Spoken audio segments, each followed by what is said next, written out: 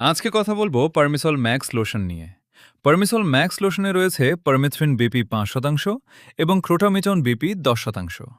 এটি শুধুমাত্র বাহ্যিক ব্যবহারের জন্য এবং খোসপাঁচড়া ও চুলকানির চিকিৎসায় নির্দেশিত। ব্যবহারের আগে ত্বক ভালোভাবে পরিষ্কার করে শুকিয়ে নিতে হবে।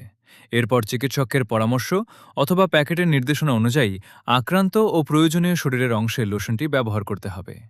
লোশন ব্যবহারের পর নির্দিষ্ট সময় পর্যন্ত শরীরে রাখতে হবে এবং পরে পরিষ্কার করে নিতে হবে।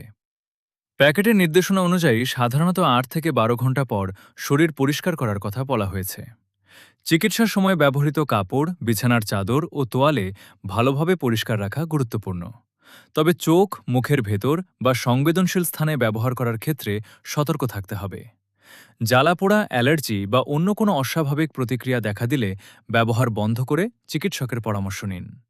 মনে রাখবেন, চুলকানির কারণ সবসময় খোসমাছড়া নাও হতে পারে, তাই সঠিক রোগ নির্ণয় ও ওষুধ ব্যবহারের জন্য চিকিৎসকের পরামর্শ নেওয়াই সবচেয়ে নিরাপদ।